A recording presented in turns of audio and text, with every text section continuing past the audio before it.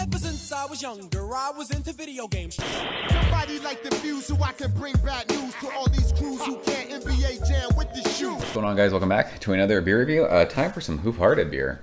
It has been a long time since we've had some Hoof beer. The can art of this is amazing, and again, I didn't realize when I was grabbing this what the ABV was until we turned the camera on. So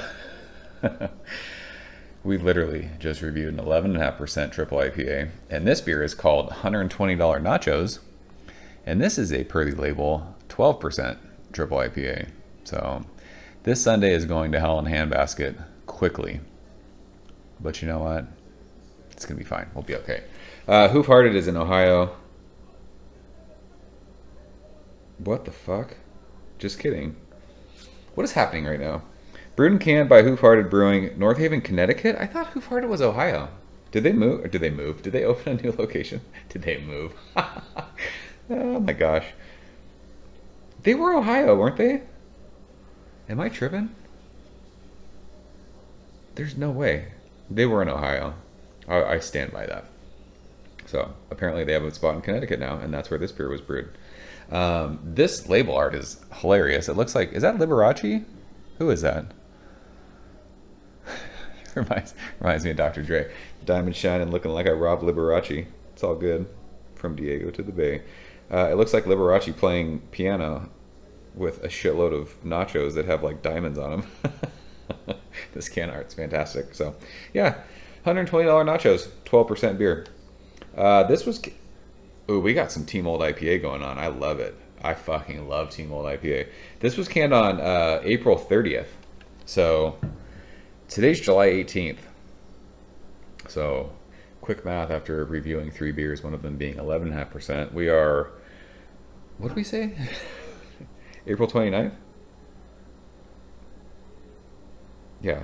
Is that what that said? Yeah, 4/29. So 5/29, 6/29. That would be 2 months. And then we got, what's the date today? July 18th, plus another couple weeks. So 10 weeks in the can? Is that where we're at?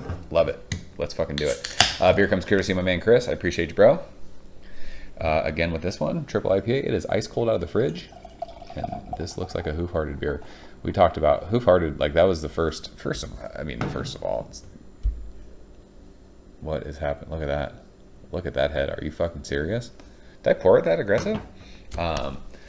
I said in other reviews, Hoof dumbest fucking name of a brewery ever. It's just, I don't know who decided that would be a good idea. It's stupid. It's like, I mean, everyone likes poop jokes, but I would, like, why would you want to call your brewery that? I never understood it.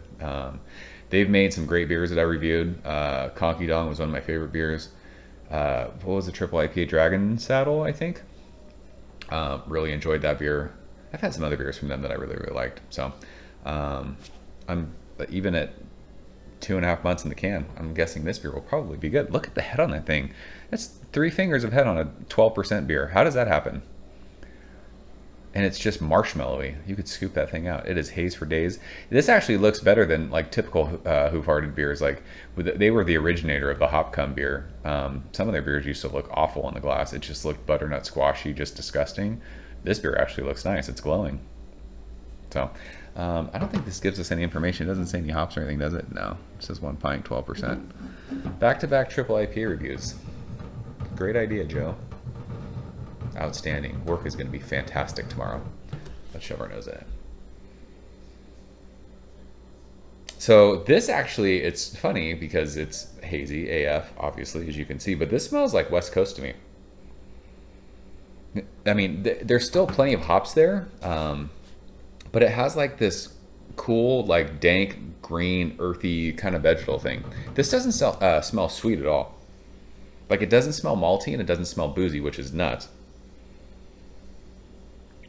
It does. It's like, what was the other beer that we just reviewed today? I talked about tasting like a spearminty thing. This has like a minty kind of cool wintergreen thing. I drank a beer over the weekend. I didn't review it.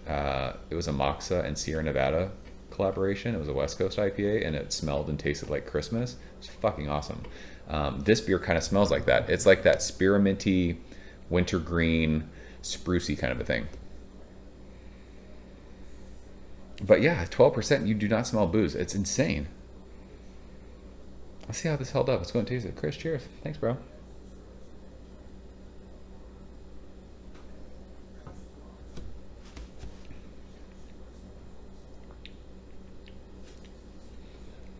Again, with this one, just like the last triple IPA that we just reviewed, there's no way you would be able to tell this was 12%.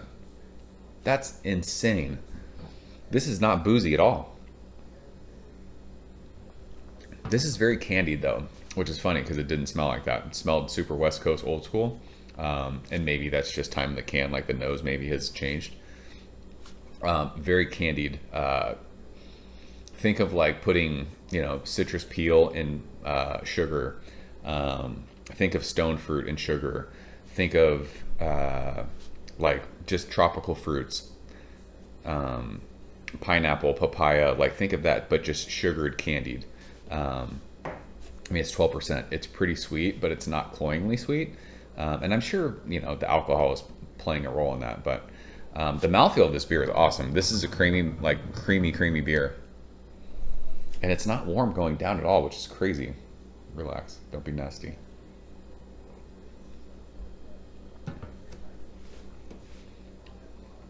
For being 2.5 months in the can, this is still fucking delicious. This, though, even though it smelled West Coast, kind of old school to me, this is straight haze. This is juice.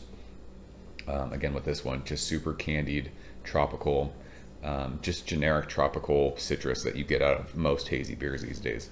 I know I keep talking about it. I don't drink a lot of hazy beers off camera, and the beers that I do review, just because people send, hazy beer. That's what everyone's into these days. It looks like all they drink is hazy beer. It's not. But a lot of these hazy beers, they start to taste the same. I think, which is why I've been going back towards, West Coast style beer the last couple years. Those beers are so distinct and they offer so many different flavors. It's awesome. So, but a lot of these guys, they're probably using the same yeast. They're using the same hops. So a lot of them just kind of, taste the same, but that's what everyone loves right now. So they're going to continue to do it. For a 12% hazy New England triple IPA, this beer is fantastic. It's not boozy. It's easy drinking. It's candied everything. It's juice. That's what it is. So that's what people are into these days. And so I'm sure the Untappd ratings on this beer are probably pretty high. I'll have to look at it after I'm done drinking this. So, I don't think there's much else to say about it. It's just this is your typical run-of-the-mill hazy triple IPA these days. Everyone's making these. They're delicious. Again, it's not a beer that I could drink every day, even though I just reviewed an 11.5% and 12% beer back to back. Like, this is a special occasion. But I'm sure there's plenty of people who can come home and, crack one of these and it doesn't drink like a 12% beer. So they're doing that. You guys are fucking savages, and I love every single one of you who can do that. So good stuff from Hoof. This beer is solid, even at 2.5 months in the can. Team Old IPA, it's the way to go. Let your beers age. Check it out. See what you guys think about it. So that is $120 Nachos, a fantastic hazy triple IPA from Hoof. I swear this brewery used to be in Ohio, but this shit says it was canned in North Haven, Connecticut. So anybody want to tell me what's up with that? Because I'm going to forget to look it up once this thing posts. I'll probably forget to look at when did Hoof open a place in Connecticut? It was Ohio. I'm almost positive. So, Chris, I appreciate you sharing this one. If you guys have had it, leave a comment below. Lemon shake. As always, thank you. Thank you so much for watching. I'll see you very soon. Cheers. Thank you for coming behind the bar, in the arcade, all that shit. Ever since I was younger, I was into video games. Somebody like the view so I can bring back news.